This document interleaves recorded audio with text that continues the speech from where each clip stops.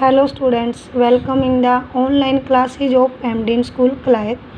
As you know, we are on third lesson of home science of 11th class. आज हम 11th class का home science का third lesson में स्वेगात्मक विकास के विषय में पढ़ेंगे। आइए विस्तार से पढ़ें। हमारा क्वेश्चन है, स्वेगात्मक विकास क्या है? किशोर अवस्था में स्वेगात्मक विकास का वर्णन कीजिए। स्वेगात्मक विकास किशोर अवस्था तीव्र गति से होने वाले परिवर्तनों की अवस्था है। कहने का अर्थ है किशोर अवस्था में तेजी से यानी तीव्र से परिवर्तन होते हैं। किसमें? किशोर अवस्था में। इसलिए इसे तीव्र गति से होने वाले परिवर्तनों की अवस्था कहते हैं। नलिवहीन ग्रंथियों के अचानक अधिक सक्रिय हो जाने के कारण रक्त में कुछ विशेष हार्मोन्स की मात्रा बढ़ जाती है, जिससे मन में बेचैनी तथा चिड़चिड़ापन उत्पन्न होता है। तो क्या है, किसके कारण ये सब कुछ शरीर के अंदर जो होता है, शरीर में क्या है, जो रक्त के अंदर कुछ विशेष हार्मोन्स की मात्रा बढ़ जाने के कारण क्या है, बेचैनी और चिड़चिड़ापन उत्पन्न होता है। साथ ही साथ बहुत से शारीरिक व लैंगिक परिवर्तन होने लगते हैं, जिन्हें स्वीकार करने के लिए किशोर प्राय मानसिक रूप से क्या है, तैयार नहीं होते। बालपन तथा पूर्ण वयस्कता के बीच की अस्पष्ट स्थिति बड़ों के द्वारा कभी उनसे परिपक्व व्यवहार की अपेक्षा तो कभी उन्हें बच्चा समझा जाना, तो उनके मन में शिक्षा का क्षेत्र में सफल रहने तथा भविष्य में अपनाए जाने वाले व्यवसाय का निर्माण लेने की चिंता तथा लैंगिक परिवर्तनों के परिणाम स्वरूप उन पर लगने वाले विभिन्न प्रतिबंधों के कारण वह अधीर, अस्थिर, असुरक्षित तथा व्याकुल रहने लगते हैं। साथी समूह द्वारा सम्मान न मिलने और विपरीत लिंगियों द्वारा स्वीकृत न होने और विद्यालय में असफल रहने, नवीन परिस्थितियों के साथ संयोजन में अपने आप को असमर्थ पाने तथा निजी जीवन में माता पिता के अधिक हस्तक्षेप के कारण वह स्वेगात्मक संतुलन खो बैठता है। कहने का अर्थ है किशोर अवस्था में जब जब इन प्रक्रियाओं से क्या है, किशोरी गुजरता है, तो उसके अंदर क्या है, किशोरी या किशोरीन गुजरती है, तो उसके अंदर क्या है, इन सभी क्या है दिशाओं का उसको सामना करना पड़ता है। इसके कारण क्या है, वो इन स्वेगात्मक संतुलन को खो बैठता है। लेकिन इस प्रकार की उथल पुथल आरंभिक किशोर अवस्था में अधिक पाई जाती है। जैसे जैसे उनके शारीरिक विशेष रूप से ग्रंथिक परिवर्तन पूर्ण हो जाते हैं, बालक अपेक्षाकृत शांत होने लगते हैं। उत्तर किशोर अवस्था तक पहुँचते पहुँचते वे काफ़ी हद तक स्थिरता प्राप्त कर लेते हैं तथा अपनी परिस्थितियों से अनुकूल संयोजन स्थापित करने में सफल हो जाते हैं। कहने का अर्थ है जिस भी परिस्थिति में होते हैं उनके अनुसार अपने आप को ढाल लेते हैं और उसमें क्या है, संयोजन स्थापित करने में सफल हो जाते हैं। किशोर अवस्था के स्वेग। किशोर अवस्था भाव प्रधान अवस्था है तथा इसमें बालक बहुत संवेदनशील होते हैं। छोटी सी बात से वो उत्तेजित व उत्साहित हो जाते हैं। उतनी ही जल्दी निराश व उदासीन भी उनकी चित्तवृत्ति नित्य बदलती रहती है। कभी वह प्रसन्नचित्त होते हैं तो कभी अत्यंत उदास। इस प्रकार के लड़के व लड़कियां दोनों में देखी जाती है। संवेग।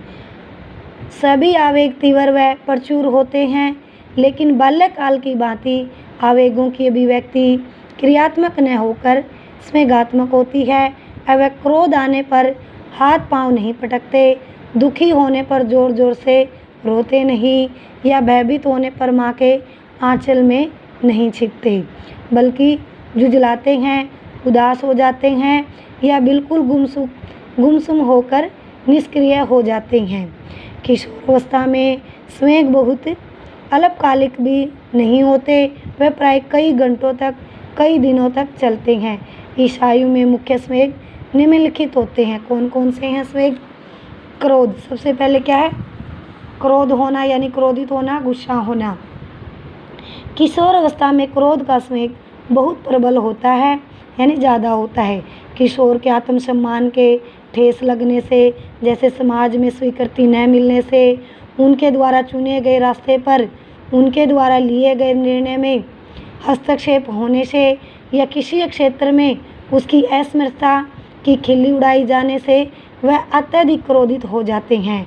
सामाजिक परिस्थितियाँ व ऐसे सामाजिक नियम जो उनकी इच्छाओं के अनुकूल नहीं होते, वह भी उनके गुस्से का कारण बनते हैं।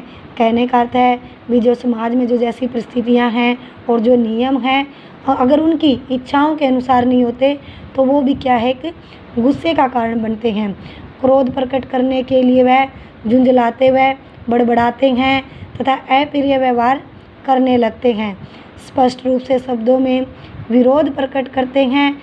प्रत्यक्ष कई बार ऐसा भी होता है कि यदि वह प्रत्यक्ष प्रतिक्रिया करने असमर्थ होते हैं तो किसी और चीज़ पर गुस्सा करते हैं, जैसे पिता की डांट का गुस्सा, छोटे भाई को तमाचा मार कर निकालना। कुछ किशोरों में क्रोध की अभिव्यक्ति इससे क्या है, भिन्न भी होती है, अलग भी होती है, क्योंकि सबकी जो क्रोध की अभिव्यक्ति है अलग अलग होती है। वह चुप तथा उदासीन हो जाते हैं, अपना काम नहीं करते या खाना पीना छोड़ देते हैं। भय, किशोर अवस्था में पहुंचने तक समझ में परिपक्वता आ जाने के कारण यानी मैच्योर हो जाने के कारण बालकों में भय उत्पन्न करने वाली परिस्थितियां पहले के मुकाबले क्या है, बदल जाती हैं। अब भय के कारण मुख्य रूप से समाज से संबंधित होते हैं तथा ऐसे जिनके विषय में उन्हें आशंका व चिंता होती है, जैसे साथी समूह द्वारा स्वीकार न करना, विषम लिंग या दोस्तों की प्रशंसा का पात्र न बन सकना, या समाज में सम्मान न प्राप्त कर पाना इत्यादि। इसके अतिरिक्त भय शिक्षा तथा भविष्य से संबंधित भी होता है, यानी भय बनना कारण अधिकतर काल्पनिक होते हैं और परीक्षाओं में सफल न हो सकना, अच्छे अंक न प्राप्त कर सकना, विभिन्न प्रतियोगिताओं में अव्वल न रह पाना, अच्छे स्तर की मनचाही उच्च शिक्षा संस्थाओं में प्रवेश न पा सकना आदि।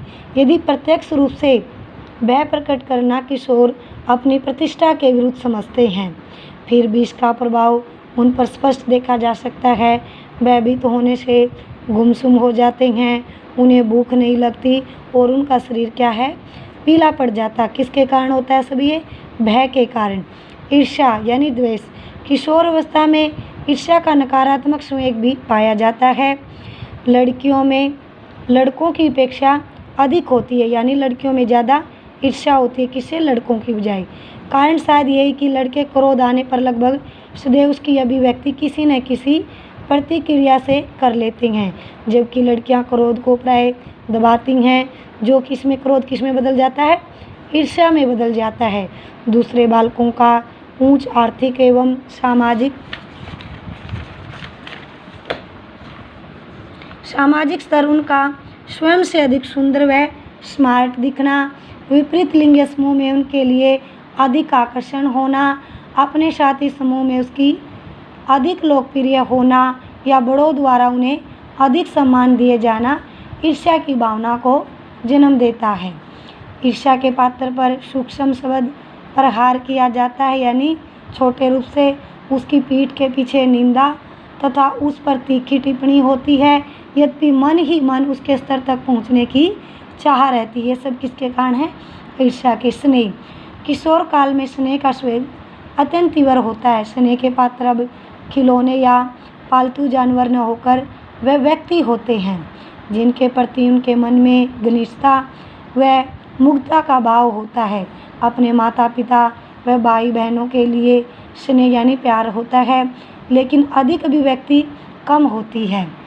उनके लिए स्नेह प्रकट करने में वह संकोच करते हैं। इसकी अपेक्षा साथी व मित्र स्नेह के केंद्र होते हैं। कहने का अर्थ है साथी व मित्र को वो ज़्यादा स्नेह करते हैं। कुछ हद तक तो प्रेम और काम के भाव भी उत्पन्न होने लगते हैं। इसके परिणाम स्वरूप कई बार वह ऐसे व्यवहार कर बैठते हैं जो सामाजिक दृष्टि से अनुचित और अशोभनीय होते हैं, यानी कि समाज की दृष्टि से वे अनुचित होते हैं और वह अशोभनीय भी होते हैं। जिज्ञासा। किशोर बालक सदैव नए अनुभव प्राप्त करने के उत्सुक रहते हैं। शिक्षा व ज्ञान के क्षेत्र में हरदम नया जानने के इच्छुक रहते हैं। ये प्रवृत्ति उन्हें प्रगति के पथ पर चलने में बहुत सहायक होती है। अपने शरीर में हो रहे परिवर्तनों, विशेषकर लैंगिक परिवर्तनों के प्रति भी उनके मन में जिज्ञासा होती है तथा वह यौन संबंधों के बारे में जानना चाहते हैं। चारों रूप से दी जाने वाली यौन शिक्षा द्वारा ही उनकी यह जिज्ञासा पूरी की जानी चाहिए। आज हम यहीं तक पढ़ेंगे और ये हमारा क्वेश्चन है कंप्लीट हो चुका है। आप इस क्वेश्चन को अच्छे से लर्न करोगे। Thank you students, have a nice day. घर पर रहें, सुरक्षित रहें।